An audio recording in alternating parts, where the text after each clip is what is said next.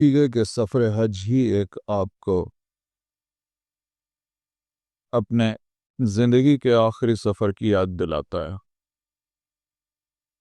جیسے مثال کے طور پر جب کبھی کسی شخص کا انتقال ہو جاتا ہے تو نہلا دھلا کر اسے کفنایا جاتا ہے. حاجی بھی وہی کرتا ہے، نہا دھو کر احرام پہن لیتا ہے. اور پھر ہوتا یہ ہے کہ جب وہ گھر سے ودا ہوتا ہے تو خواتین گھر سے ودا کر دیتی ہیں، مرد حضرات مسجد اور قبرستان تک جاتے ہیں. حاجی کے ساتھ بھی وہی ہوتا ہے، گھر کی خواتین گھر سے ودا کر دیتی ہیں، مرد حضرات حج ہاؤس تک چھوڑنے چلے جاتے ہیں. اب جب مسجد سے قبرستان تک جاتے ہیں تو چار کاندھوں پر جاتے ہیں. اسی طرح جب گھر سے حج ہاؤس تک جاتے ہیں تو چار پہیوں پہ جاتے ہیں، کوئی ٹیکسی کار وغیرہ کر لی. اب جب حج ہاؤس میں جاتے ہیں تو ویسے تو ہمارے عجا کے کرام پوری بارات حج ہاؤس لے کر جاتے ہیں. جیسے کہ ایک میت کے پیچھے جنازے میں شریک لوگوں کا ایک پورا جتھا، پورا ایک قافلہ چلتا ہے. لیکن حج ہاؤس کی گیٹ پر جب پہنچتے ہیں تو سارے لوگ باہر ہی رہ جاتے ہیں، ایک یا دو بندے ہی حاجی صاحب کے ساتھ اندر جا پاتے ہیں. بالکل ایسی ہی بات ہوئی جیسے کہ قبرستان پہنچنے کے بعد سارے لوگ تو اطراف باہر قبر کے کھڑے ہو جاتے ہیں، لیکن ایک دو آدمی ہوتے ہیں جو حاجی صاحب میت کو خبر میں اتارنے کے لیے خبر میں اترتے ہیں. بس ایسا ہی سمجھ لیجیے گا کہ ایک دو لوگ حاجی صاحب کے ساتھ اندر جاتے ہیں. پھر کیا ہونا کہ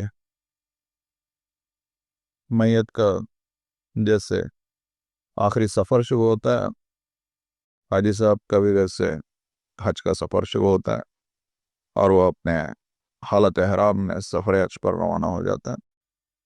اور جب اگر کبھی کوئی حاجی حالت احرام ہی میں انتقال کر جاتا ہے تو اسے کفن نہیں دیا جاتا، بلکہ احرام ہی کی حالت میں دفن کر دیا جاتا ہے. بس یوں سمجھ لیجیے گا کہ ایک اعادہ ہے موت کے سفر کا، یہ حج کا سفر. اور جیسے کہتے ہیں نا، کسی کا جب انتقال ہو جائے تو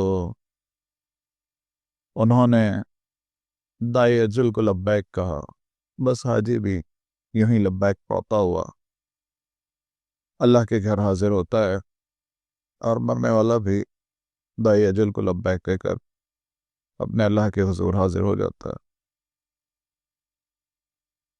اب جب اور مزید آگے بڑھتا ہے حاجی، عمرہ وغیرہ کی ادائیگی کے بعد پہلے ہی سفر مینا میں پہنچتا ہے تو وہاں پر بھی اس کو خبر کی یاد آ جاتی ہے کہ کس قدر یہاں پر تنگ جگہ ہے. خبر میں بھی کچھ ایسی ہی تنگ جگہ ہوگی. خبر میں تنگ جگہ کے لیے میت جھگڑا نہیں کرتی.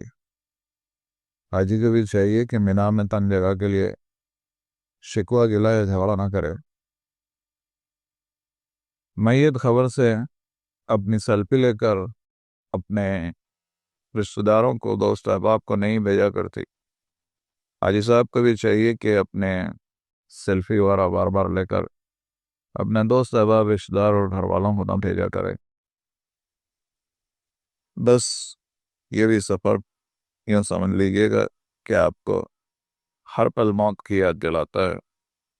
ابھی تو آپ ہوائی سفر میں، ایک زمانہ تھا کہ پانی کا سفر ہوا کرتا تھا، اور اگر پانی کے جہاز میں کسی کا انتقال ہو جاتا تو حالت احرام ہی میں ان کو ایک وزنی پتھر باندھ کر سمندر میں چھوڑ دیا جاتا. زمین میں تدفین کا طریقہ تو آپ جانتے ہیں، لیکن پانی میں یا سمندر میں تدفین کا یہی طریقہ کار تھا کہ حاجی صاحب تو حالت احرام میں پتھر باندھ کر سمندر میں چھوڑ دیا جاتا میت.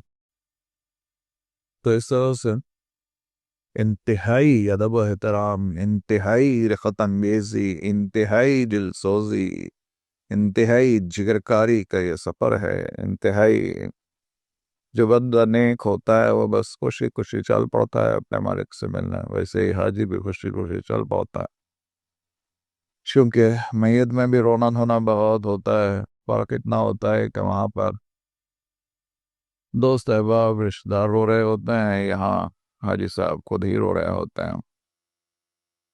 ان باتوں کا خیال رکھیے گا تو آپ پھر زندگی میں کبھی بھی جھگڑا نہیں کریں گے۔ ولا رفث ولا فسوق ولا جدال فی الحج۔ حج میں کوئی بے حیائی کا کام نہیں، حج میں کوئی گناہ کا کام نہیں، حج میں کوئی جھگڑے کا کام نہیں۔ بس ایسے ہی خاموشی سے اپنا سفر طے کیجیے گا، جیسے ایک میت خاموش ہو جاتی ہے۔ زیادہ سوال و جواب، زیادہ لڑائی جھگڑا، زیادہ کچھ اس طرح کے باتیں نہ کیجیے گا۔ بس اپنے رب کی طرف، اس کی یاد میں، اپنے گناہوں پر نادم ہوتے ہوئے اس سفر کو طے کیجیے گا۔